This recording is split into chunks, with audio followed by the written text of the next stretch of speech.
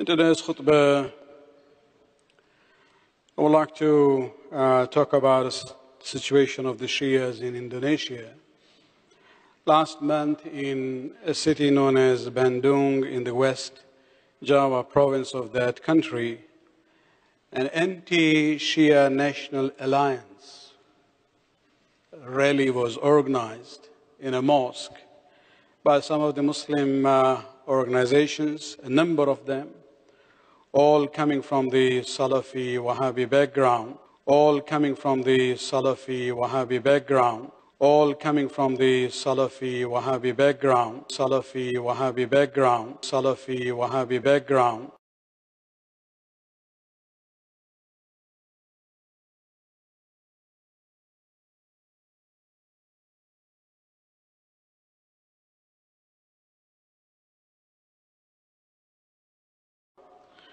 And based on the reports which have been circulating from Jakarta, Globe, and other sources, one of the speakers representing a group of that alliance, and it's interesting that the name of that group is Anti-Heresy Front.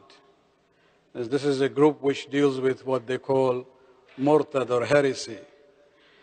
And the head of that organization talked there about that in Indonesia must be cleansed of Shia teachings. And in his words, it's time that we declare jihad against them. So we are talking about declaring jihad against the Shias. When you look at the numbers of Shias there, in a country which has 250 million people, the number of Shias is only around 3 million.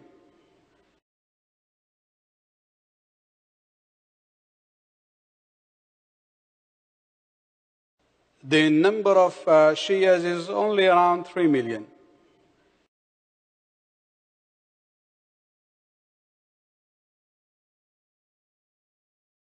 Which makes it, a very small minority. 7% maybe. And so you start wondering what's going on in a country which has so many, such a large proportion of the Sunnis. Why are they afraid of such a small group? And this is where we come to realize that it has nothing to do with Shia theology, Shia beliefs, or Shia practices. Many times we actually start accusing ourselves that this is happening because this is what we do and this is what they say. No, it's not. There's nothing to do with the Shia theology or Shia practice. It has everything to do with politics. Just today in Indonesia, there are elections there taking place for the members of the parliament there. And the anti-Shia National Alliance, which was this gathering, happened in the last 10 days of April. Actually, their purpose was to deal with this issue. And they were urging their followers not to support the kind of a democratic liberal party where, the governor of Jakarta is going to be the hopeful president in this election. And the reason why they are opposing that party is because that party has nominated a top Shia personality, in the West Java area as their candidate. A top Shia personality.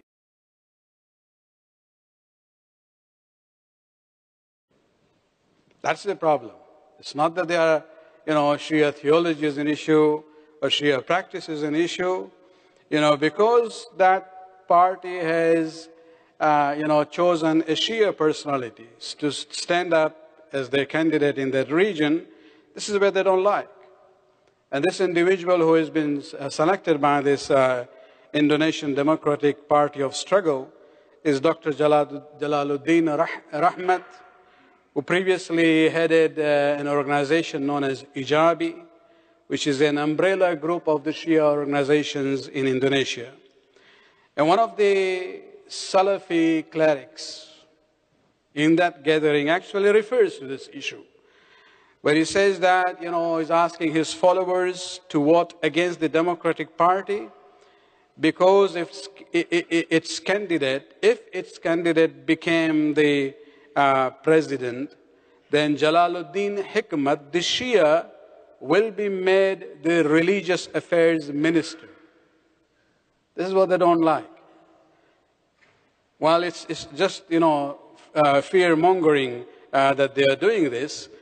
In his words, as long as we are not in power, the Salafis, we will never be able to purge the Shias.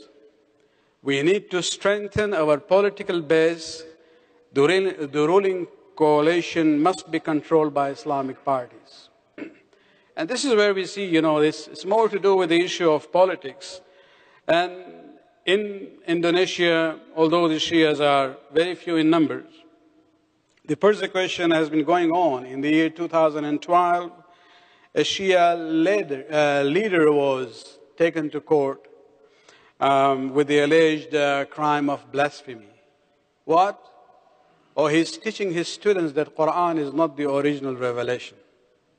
The same propaganda that they have against the Shias, that the Shias have a different Quran, and the way the process went on in that court, he was basically sentenced to 2 years in prison for blasphemy. And then other clerics in that region created this mob scene where a Sunni mob went into a Shia neighborhood. They burned the houses of the Shias there, where 2 of them were killed, and the rest had to flee that neighborhood. And they are still, till now, they're actually living as refugees in a stadium about 100 kilometers away from their neighborhood. And so this is where we see that the pattern always has been, as long as Shias are docile and quiet, don't speak for their own rights, they are good citizens. And you will see this pattern everywhere. If you look at Lebanon, the history of the modern Lebanon, as before Imam Musa Sadr, the Shias were right at the bottom when it came to sharing their national resources and the budget and even the power structure. But their numbers were increasing. This is where in the 50s, Imam Musa Sadr comes in, brings about this socio-political awakening among the Shias of Lebanon, and that's where they started to speak for their own rights. Even now, they are not really asking for the power in proportion to their numbers. They're still willing to, have peaceful coexistence with the Sunnis and the Christians in Lebanon. But as long as they were docile, nobody talked about them. When they started to talk about their own rights, now they are radicals, they are terrorists, they are fanatics. Look at Iraq. The largest number between, if you look at racial line, Kurds and Arabs, or Shia and Sunni divide, the Shias are the largest group. And when they were controlled by others, they didn't really say anything, they were okay. Nobody talked about them. Then things changed in Iraq. Democratic elections took place, and that's the game of numbers. And a majority Shia-led government came to power. This was not something acceptable by the Arab rulers. So you saw Jordan, Saudi Arabia, Kuwait, UAE, Qatar, everybody. Using their own resources to destabilize the situation, even now. Bahrain, majority Shia. When they were docile and quiet, whatever happened to them, they were, nobody really cared about them. As soon as they started speaking in a very peaceful manner, they are suppressed.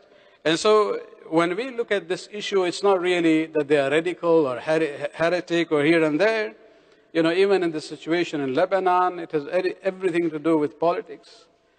Maybe what we can do as fellow Shias, far away from them, is at least drop down, a short paragraph, very polite, to the Indonesian embassy, just raising this concern about this kind of, hatred which is going on against a minority there.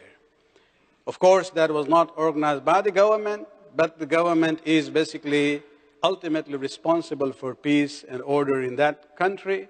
And so it should be very politely worded, this is a matter of concern as far as, other Muslims in other parts of the world is concerned.